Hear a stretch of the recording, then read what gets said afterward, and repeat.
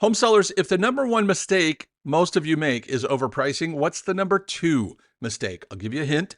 It's something that costs sellers thousands, blows up deals, sometimes leads to lawsuits. We've sold over 2,500 homes here at the Ohio Property Group, roughly 50 times more than the average realtor.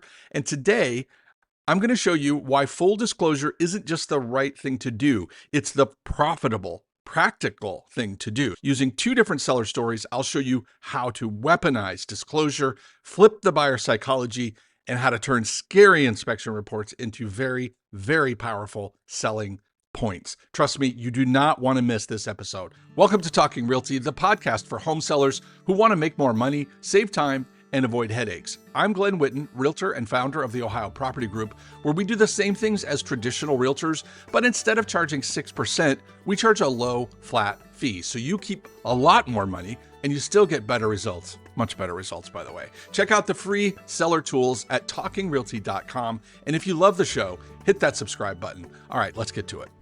Welcome back, home sellers. And before we get into today's story, let's see what our flat fee sellers did last week. We had a total of 5 closings for a volume of $1,692,500 in sales. Total commissions saved for the week were $82,032 for an average of $16,406 per listing, compared to what they would have paid if they'd used a traditional 6% realtor. So what would you do with an extra 16 grand? Pay down your mortgage? Maybe hire a mariachi band to follow you around everywhere. That's what I would do. I don't know about you, but first, you got to check out what we're doing over at OhioMLSFlatFee.com. So, home sellers, over the past couple of weeks, I made some notes on a few different interactions I had. And as it happens, I had 2 different sellers that had pre-sale home inspections, so we weren't launching yet, but we were going over the launch and, how we were going to price, when we were going to go live, open houses, all that good stuff. Anyway, 2 of the sellers I was working with at that time had pre-sale home inspections. And oddly enough, neither of them wanted to use them. They didn't want anybody to know about them because we were talking about what do you need to disclose and that whole conversation, which we'll talk a little bit about today, but I've gone deep on that many times in the past. So a couple of things that showed up across both of these, and I won't get too deep into which one was which or any of that stuff, but a couple of things that showed up that concerned the sellers to the point where they didn't want anybody to see the home inspection reports, including me.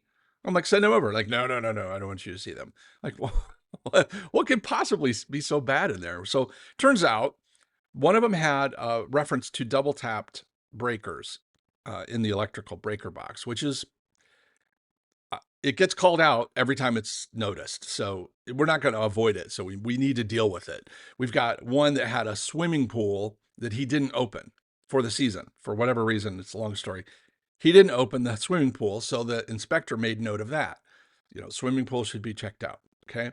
We had a comment on one of them about the fireplace because the fireplace wasn't being operated in one of these properties. Both of them were vacant, by the way, so that may help you with some context. But anyway, the fireplace showed up in the inspection report as, hey, I don't know anything about the fireplace. It's not operating, so you should have that checked out. This is in his inspection report. And then one of them had a note that said, there might be something in the attic that could be mold, probably isn't. It was worded very strangely. But then offline, the inspector told my seller, I wasn't there, the inspector told my seller, hey, it's probably not mold, but I got to write it down. Just go get some bleach and spray it on and it'll be fine. All right, so what do we do with these things? So these sellers are trying very, very hard to protect the sale, protect the reputation of the house, but they're actually making classic seller blunder number 2, which is a failure to disclose. And, truth number 4, buyers look for reasons not to buy, and unknown issues fit very nicely into the category of things buyers look for that give them reasons not to buy. So this is leverage against my seller. And then we have a couple of other problems is that now I know about it, the seller knows about it, and in the state of Ohio, like a lot of other places, you can't haze over issues, even if someone told you they're probably not real. But in the course of disclosure, which, for repetition sake and just for my Ohio sellers, in the state of Ohio, you have to fill out a residential property disclosure form. We have it for free on our website if you want to go there and see a copy or use one. It's also included with all of our listings. So if you're coming to us, don't worry about that form. We'll guide you through it. But what it is, this is 4 or 5 pages. It's a list of all the mechanical systems in the house: electrical, roof, plumbing. Is there water? Is, water in the basement, water on the land? It asks a bunch of questions, and you say yes or no whether or not you've had problems. And the rule of thumb is 5 years back. Certainly, you can go further if you want, but no less than 5 years. So if you've had an electrical problem in the past 5 years, even if you fixed it, you still disclose it. Hey, in 2024, we had this issue and we fixed it. You just write it out. So this is not only legally required for agents, me, if I know about it, I have to disclose it whether my seller wants to or not, and definitely for sellers. But there are exemptions that exist, but voluntary disclosure is definitely the way to go. You can, if you don't know anything, well, then you don't know anything. And if you're exempt, then you can sign the form that says you're exempt. And there's about maybe 8 or 10 reasons why. Most commonly, it's because you inherited the property, or you're maybe a trustee or something like that, or you work for a company and the company bought it. You don't know anything about the property. Maybe you've never even seen it. In that case, you are exempt, and you can stay so legally, karmically, whatever. But even if you're exempt, even if you've never lived there, even if you only know some but not everything, I say the more you know and the more you tell, the better off you are. So the time to disclose these things is before the buyer ever makes an offer.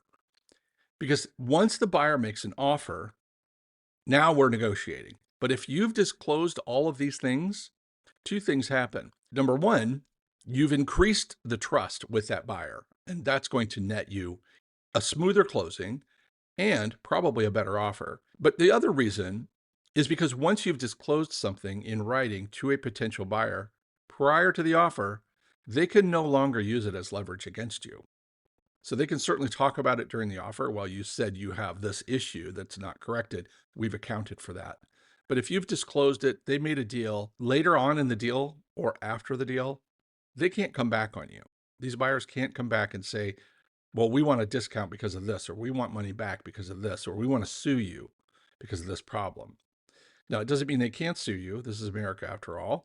But what it means is you now have a defense because you did tell them in writing in a form, which, by the way, you fill it out as the seller, but during the contract phase, the buyer signs it. So this is how we get it. So I got a lot of sellers who are very, very skittish about disclosing things because they're so afraid they're going to scare off the buyer. Well, I would be far more afraid of what happens when you don't disclose. And in summary, there are 3 times when a buyer can find out something. First is this way, the way I'm advocating is before they make the offer. The second time they can find out is during inspections. So you don't tell them, they make the offer, you ink the deal. 10 days later, you get the inspection report, which, holy cow, I can't believe somebody found the same problem. Not good, because now it's going to cost you, because the trust is going down. Same reasons I said it would benefit you will now bite you. So the price is going to go down, or your expenses are going to go up, or you could lose the deal altogether. But at a minimum, your trust with that buyer has been severely damaged, because whether you knew about it or not, anything they find in the inspections, the buyer's probably going to assume that on some level you knew about it. So the third time a buyer, so let's say they do make an offer, you didn't disclose anything, they either didn't inspect or didn't find it, we close, you think you're out of the woods, not so fast. Because now they find it after closing, and they're leaning over the fence talking to the neighbor about this new fun problem they discovered. Welcome to home ownership. And the neighbor says, oh, that's weird because the last guy who lived here was complaining about that. Ugh. So now you have what we call a witness in a lawsuit. Or my other favorite, and this has actually happened, the buyer finds the problem after they move in. It's never been disclosed or discussed between the seller and the buyer. Buyer assumes it's a new problem. They call up a local contractor to come out and help them fix it. And the contractor does one of these, looking around like, hey, I think I've been here. Oh, you know what? I have been here. I was here 9 months ago. Let me look through my folder here. Oh yeah, I did a quote for this. So now not only have you been outed as a dirty liar, but that's called a smoking gun. Like they've got actual evidence that you knew about it because you have a quote from a local contractor who told you this is what it's going to cost to fix. All things aside, from a practical perspective, it is much, much easier and profitable. It's much more profitable to do all of this ahead of time. So we'll talk about my specific sellers and we're going to apply it to this framework of when you should disclose and how you should disclose, because I want to show you exactly how to weaponize this information so that you get stronger offers from better buyers and perhaps skip this whole mess altogether during the offer phase. Home sellers, almost every person I know that's selling a home has at least a few questions about the process. So that's why we offer a totally free, no obligation, one-on-one strategy call for anybody with a home in Ohio that's thinking about selling. So helping people sell homes is what we do. That's this whole team. This is what we do all day, every day. So you might as well get some free advice. On the call, we can help you plan your listing launch. We can help you nail down the price, or just make sure you're ready for whatever the market throws at you during the offers or inspections or appraisals, and maybe even talk you through how to start a bidding war. So check the show notes or the YouTube comments, or just head to talkingrealty.com and book your free call today. Seriously, hit pause, go do it now. Let's get you on the right track. All right, back to the show. So what should these sellers have done? Because the playbook calls for them to get a pre-sale inspection. This is part of our buyer feeding frenzy playbook, is to essentially grease the wheels so that you come on the market, get tons of showings, get a bunch of offers that hopefully don't have inspections, and then you sail through to closing and you walk away with a big bag of money.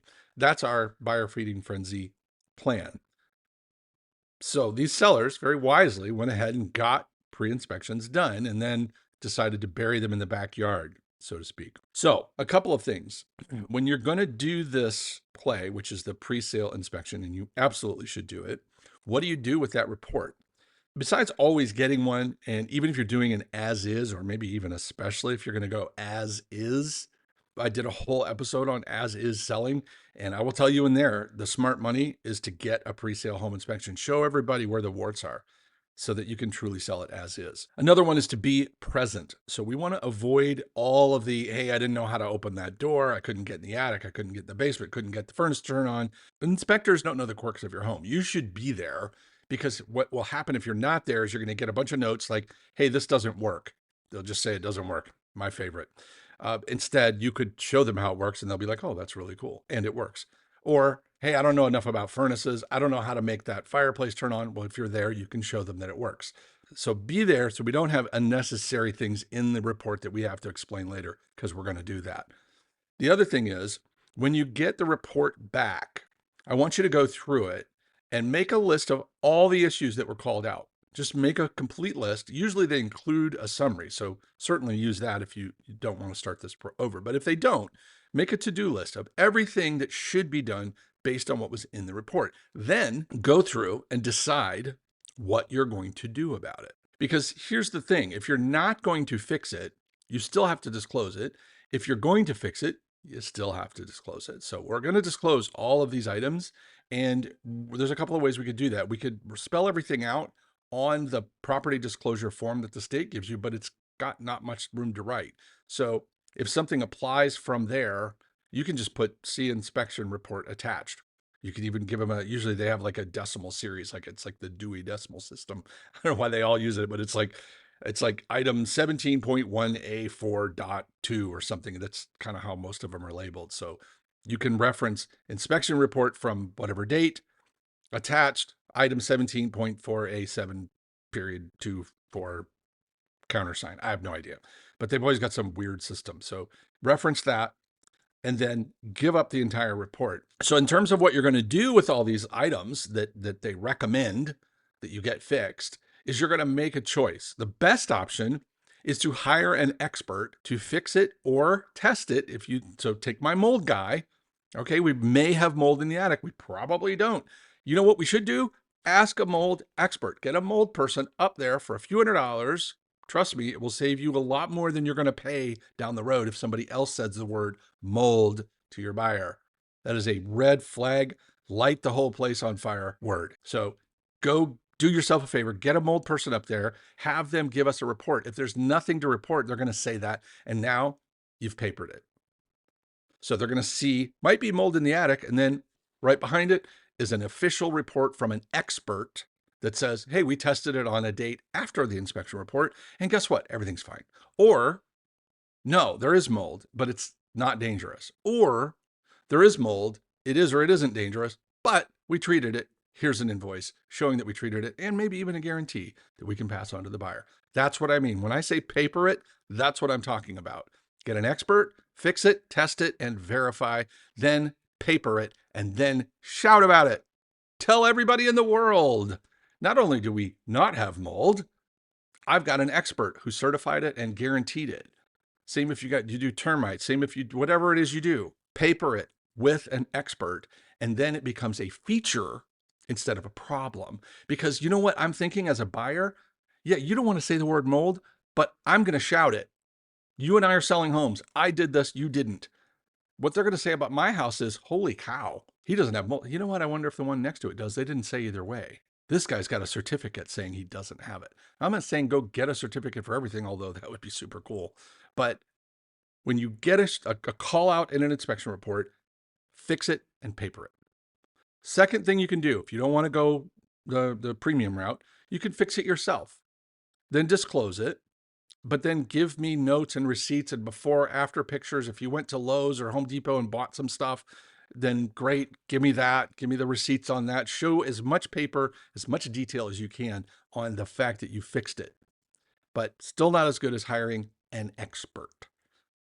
The other thing you could do is just not fix it. And then on your little to-do list, you can just write seller did not address. Okay.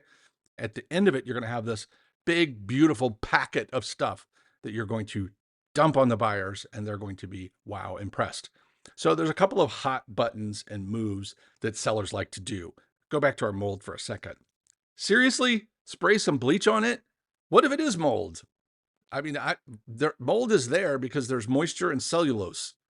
Just to give you the 50-second version of why mold shows up. You have to stop the moisture. If you don't stop the moisture, you can bleach it all you want. It's just going to come back. And then they're going to find out you knew about it. And then, we're back to the lawsuit thing. We don't want any of that. So don't bleach it. Get a pro and do what I told you to do earlier. Get me a mold-free certificate. The chimney, the fireplace. So, okay, they're not up and running.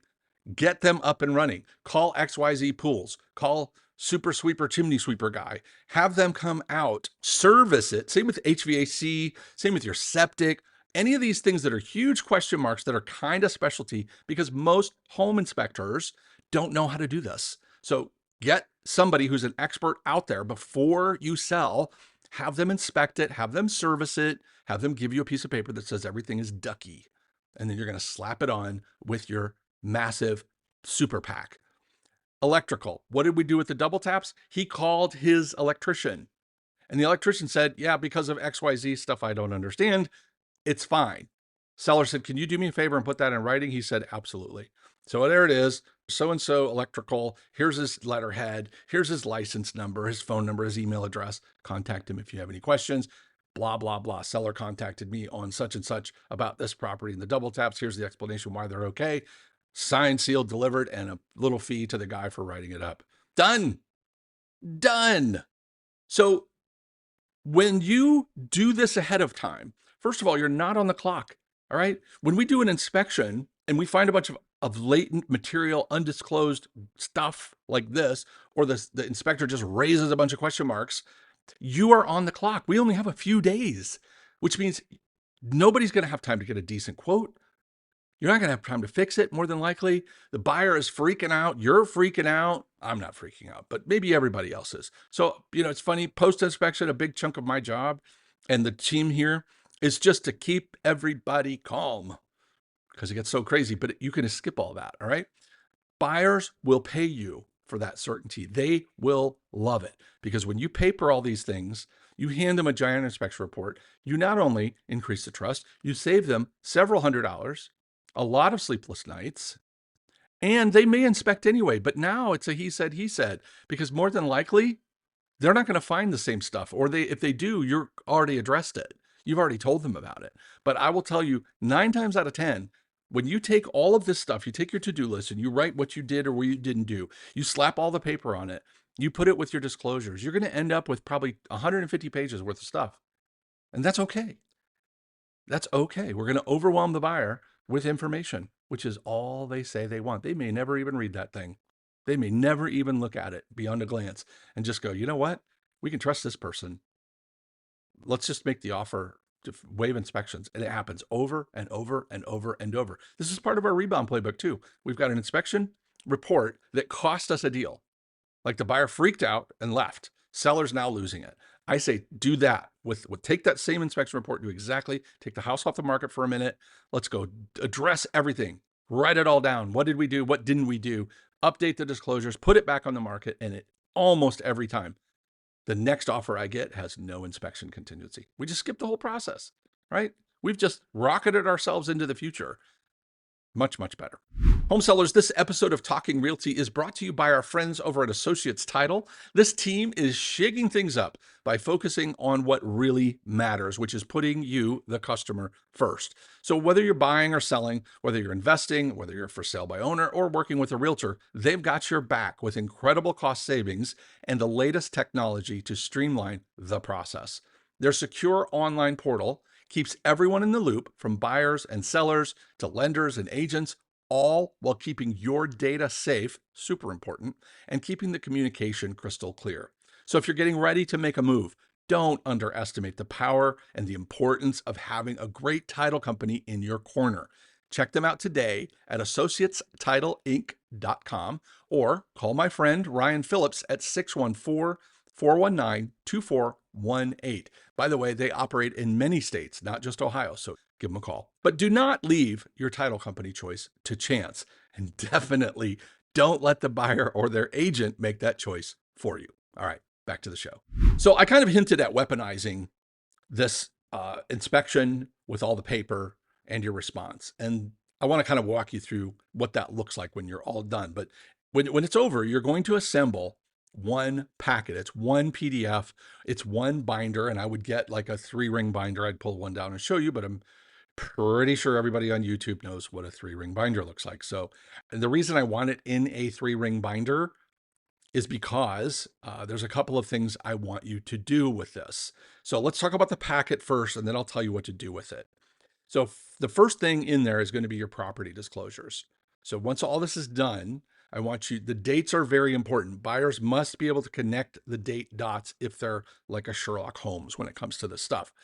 So they need to see that the property disclosures were signed and dated after all of this stuff was done. So you're going to start by filling that out, because I'm assuming all the work is done, all your people have been in, everything's been addressed or not addressed, and you've got your arms around it, and you've got all the paperwork for anything that you fixed yourself or that you hired. So you're going to take that to-do list and you're going to put together what we call internally just a seller response. You're going to put this together in a Google Doc or Word or something like that. If you're with us, you can just send it to us and we'll do it for you. You just give me the raw data and I'll turn it into a pretty form for you. But anyway, so the seller response is line by line. You're going to take everything from the inspection report and you're going to write them all out with the little fancy numbers I told you about. And then right after it, you're going to put seller addressed and then how, XYZ Electric or whatever, and the date. And so it's going to look like this. The double taps, item 11.3A, double taps, see XYZ Electric letter from 9/18. Okay. And you're going to slap it in there right at the back of the inspection report. So you've got property disclosures, the entire inspection report, and then all your paper coming after that. The next item, not addressed. If you've got a quote, I suggest you do get a quote, even if you're not going to address it. Let's take away the question mark. So we've had a situation where we had some question marks around a septic system. We had it serviced by a guy who said that everything was fine. So he did pumped it out, snaked it, did a bunch of stuff and said, yeah, everything's great. It's totally usable. But we had a county person come out for part of the transfer who said, that distribution box looks a little suspect. Okay. So before we went to market, I said, well, we can't ignore that. So get me a quote. And what we did in the seller statement was say, hey, county says it looks suspect. So we had a quote for whatever, $700, whatever it was, to redo it But then here's this other guy who came out, looked at it, serviced this is like an expert, because his letterhead said such and such septic name, letterhead, email, phone number, and a detail of what he did. He snaked it out, he pumped it out, and he said, you know what? Everything is fine. This is a great system. So we've got multiple opinions and a quote if the buyer is really freaked out about it. But what ended up happening is this particular buyer waived all inspections. So if there's something in there that turns out to not be an issue, say the mold, for example, if the mold people get up there and say it's not mold, there's nothing wrong, it's just discoloration from something, then great. You're going to write next to the mold issue, you're going to write not an issue, see, such and such mold, invoice, blah, blah, blah, and the date. You're going to slap all that stuff in order. So your supporting documents, your receipts, your warranties, certifications, dates, letters, photos, whatever you've got, you're going to put all of that in there. Same with the pool. Open the stinking pool. I'm sorry. I don't know of too many buyers that are going to put any value on that pool and not imagine that there's nothing but headaches under that cover. So do yourself a favor. Before winter, if you're going to sell in the winter, you better do this before you close it up. If you didn't, as my guy didn't open it for the season, it was still only like August or September. So get it open, even if it's for 2 days. Yes, it's going to cost money. Call ABC Pool, have them come out, open it, service it, give you a piece of paper that says everything is great. And by the way, it was just serviced. And then you're going to slap that in there. Remove all the question marks, folks. That's what I'm trying to say. Take all the stuff that buyers are going to be freaked out about and remove it. Just take it all away. So when you go to market this, you're going to offer it in 2 ways. Number one is you're going to have a digital version of it on your phone and your laptop or something like that. And if you're with us, you can give it to us. We can upload it into the MLS supplement section. So we can make it available to realtors to see it. We can reference it in the agent remarks. Tell people that it's out there. This is what I mean. You're going to shout about this. This is a big deal. And as a buyer's agent, they know how skittish buyers are. And if they see somebody who had the forethought to go out, have all this done, fix it all up with paperwork and hand it to them in a beautiful PDF, that buyer agent, they're going to come to you like flies to, let's say, honey. That's what they're going to do. Ants to honey? Yeah, let's go with that. Ants to honey. That's how they're going to come to you because you've just solved one of their biggest problems. Oh, I get them out there, they fall in love, and then they start freaking out, and then they find all this stuff out, and they don't want the house, and I got to start over. You've now made an advocate out of your supposed enemy, the buyer's agent. So all good.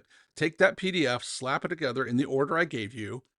The other thing I want you to do is run down to a copy shop, or if you happen to have a printer, print it all off, 3-hole punch it. That's why I would take it like Staples or I don't know, whatever those places are, this copy Office Max. They'll usually take a PDF and they'll turn it into a little binder for you. You can make copies, but I wouldn't. I would make one copy, put it in a 3-ring binder with a big old note on the front that says what it is, and then write free copies available, and then have them write their name and their email address. Just have a piece of paper stuck to it. If you'd like a copy of this, please write here your name and your email address. Very cool. Now, when you get back to your house or when you follow up on the showing, you can take care of that. Yeah, no problem. I email, hey, by the way, do they have any questions? And, we move it ahead. What are we doing? But mostly I just ask if they had any questions, thank them for the showing and move on. If they want the house, they'll tell you. So you can also put some headlines on it if you want, like certified chimney. All of this can go into your marketing, right? Electrical's been verified. We have a letter certifying mold free, like HVAC and pool and chimney just certified, just serviced, paperwork available. So you make all of this available. You shout about it in your marketing. You put a copy of that out at the showing in the open houses with a note that says, if you want a copy, great. Who's going to ask for that? Probably interested buyers. So your little list there, you're worried about people signing it at an open house. I don't care about that. I don't, because when people don't sign in at an open house, either they're interested or they're not. And if they sign in and they're not interested, they're never going to respond to you anyway. Or they're going to give you some garbage that you can't use anyway. Like, oh, it was lovely. It was just the wrong floor plan for us, i.e., it's not the house for us. This is not your buyer. Or they do not sign in and they're interested. Guess what? They're going to find you. They know they have to go through you to get the house. So you're going to find out eventually. You don't need to be freaking out. But same deal here. People don't ask for this stuff unless they're probably interested. So when you have now a natural way to follow up and say, great, let me know if you have any questions on this or the house. Thanks for showing it. You're cool as a cucumber. You don't need them. We talked about leverage many, many times, but don't put your anxiety breath all over them. Okay, so the outcome you're going to see though is you're going to see fewer, if any, inspections. And remember, 3/4 of deals that die after they go under contract can be tied back to the inspection issues. So you've just now given yourself a huge leap forward if they waive inspections. And they're far more likely to do it because of this. And if you're in a bidding war and you have this amount of data available on the property, or you're selling as is and you have this amount of data, you didn't fix anything, but you disclosed it all, great. And you got quotes on everything, great. Quotes are free. Quotes are free. So what? Just put it out there. If you don't control the quote, somebody else is going to control it, and it could be a lot worse. If you don't like the quote you get before you pre-launch, go get another one. Find somebody else until you get the quote that you love, and then stick that in your packet. All right. You're going to get fewer renegotiations because if we skip the inspections, not only are you going to get a stronger offer, but you've now avoided negotiations 2.0, which is what inspections really should be called. You're going to reduce stress on you and the buyer. You're probably going to close faster. And let's not forget the old trust factor. All right. The love meter, the love tank is absolutely full during the offer. You need it to stay as full as possible all the way through to closing. Because if you use up all the love and trust between now and closing, the deal will not close. Just like I said, if we're neighbors, if I've done this giant packet of information of my due diligence for you, by the way, I'm not saying you can't inspect. I'm just basically saying silently, you don't have to. And buyers really appreciate that. Versus all the other homes. You've now set yourself apart completely from every other home that didn't do this. And that other home, no matter how sexy it is, they're always going to have, that buyer's going to have that doubt. Buyers look for reasons not to buy. Whew, this is a great one. This is a great one because where's their stuff? Where's all theirs? They got a pool too. Where's their fancy certificate? They've got a furnace. They've got a chimney. They've got a roof. Oh, another one, another classic. The roof looks old. And that's what they write. They write the roof looks old. Get a roofer out there to tell you what's going on with the roof. You don't like it, get another one. Eventually you're going to get the one you want. I'm just kidding. Get somebody out there who's trustworthy, who knows what they're doing about roofs, because it is what it is, folks. And if it says 5 years of life, great, move on. If it says it's going to cost X dollars to get it fixed, great. We've now removed one of the biggest question marks ever. Fix it or don't, but don't think you can hide it. So disclosure is not a liability. It is a competitive advantage that attracts far more buyers. Truth number 6, more buyers equals more money. And it signals overall care. Truth number 9, how you do anything is how you do everything. If you took the time as a home seller to do all of this detail work, you probably took pretty good care of the house. You're probably a trustworthy person. All of those signals get subconsciously submitted to your buyers, and it winds you up with more buyers and more money from stronger people. Don't hide issues. Fix them, paper them, and flip them and turn them into selling points. But at a minimum, disclosure, because disclosure is your get out of jail free card. You disclose it, you've not only gotten yourself out of trouble, but you've probably cranked that profit lever just a little higher. So make it a feature, make it something that you shout about. And with that, I'll let you get back to your day. Thanks for sticking around. Hopefully you learned a little something or maybe had a little bit of fun. The Talking Realty podcast is brought to you by the Ohio Property Group, a family-owned company where we sell homes for a low, flat fee. If you've got a question, you've got a guest or a topic that you'd like to see in a future episode, I would love to hear from you. Just head to talkingrealty.com and say hello. Until next time, keep making smart moves in your real estate journey. For the Ohio Property Group, this is Glen signing off. And remember, you can sell it. We can help.